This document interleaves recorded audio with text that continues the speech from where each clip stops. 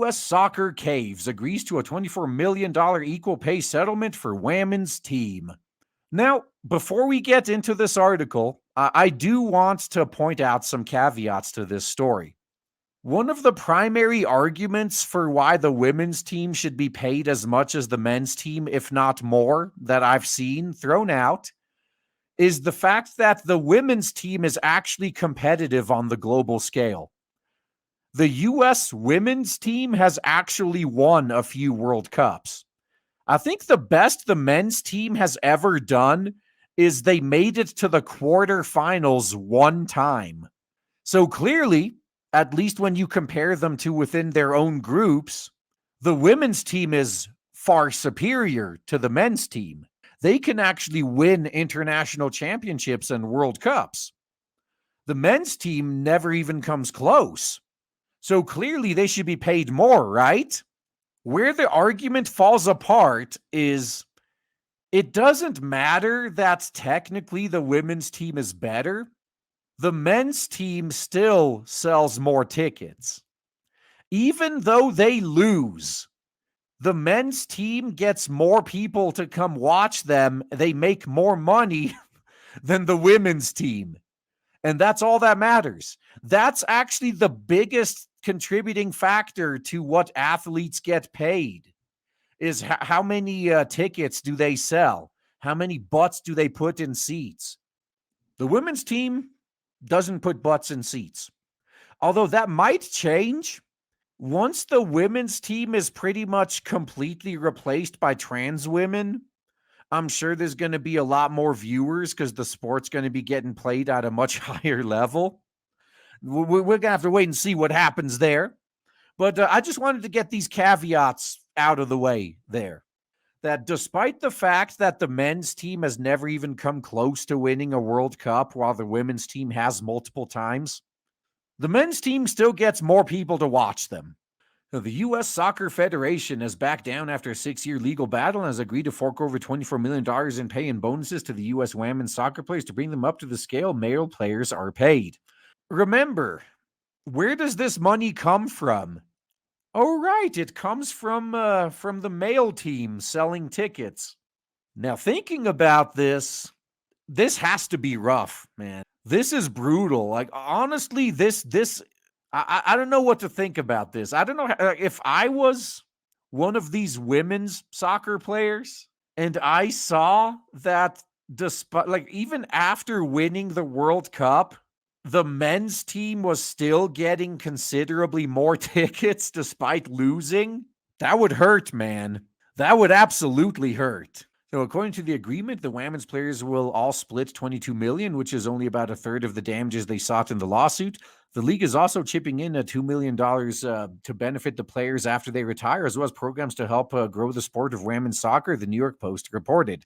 It's not going to happen, okay? Even men's soccer can't catch on in America.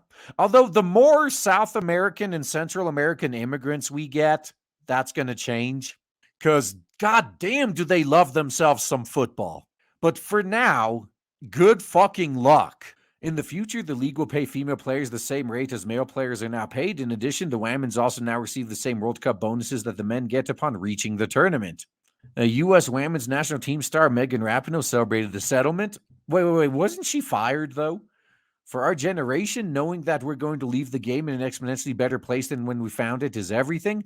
That's actually a pretty good sentiment, except that's in the short term, it might be true. But in the long term, I actually think they're more likely to scale back altogether. It's probably going to happen because, dude, you may not get this if you don't live in the U.S., but soccer is nothing here. Nobody gives a fuck. Everywhere else in the world, it's the hottest shit ever known. But in the U.S., we're all about that American rugby here.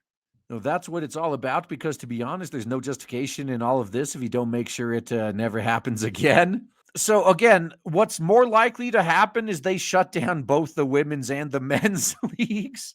And it's so gratifying to feel like we can start to mend the relationship with U.S. soccer that has been severed for so many years because of the discrimination we faced, women's soccer star Alex Morgan added. To finally get to this moment feels like we can almost sigh a breath of relief. Yeah, this is a weird situation, isn't it? Yeah, you know those stories when some small business owners, employees try to unionize, and his response is just to sell the company to some major corporation, which pretty much ends up firing everybody and bringing their own people in. We're probably going to see the major sports corporate equivalent of that. This is just one step towards rebuilding the relationship with the women's team. I think it's a great accomplishment. I'm excited about the future and working together with them, said USSF President Cindy Parlow-Cone. Now we can shift focus on other things, more importantly, growing the game at all levels and increasing opportunities for girls and women's. One major point the league argued for the disparity in pay is that the women's team earn far less as a league. Yeah, just to look at the viewership of the tournament games is telling. The men's team brings far, far more fans to their World Cup games than the women's teams. Although, again, just to be fair, how many of those fans in the World Cup are there to see the U.S. men's team? I bet most of them are there for their opponents, to be honest. But still, their games, the games that the men's team plays in, do get far more butts in seats. If you just had supermodels playing and did lingerie soccer, the women's team could very well outperform that, though. Just saying. In current year -4, the men's World Cup garnered 3.6 billion total viewers worldwide.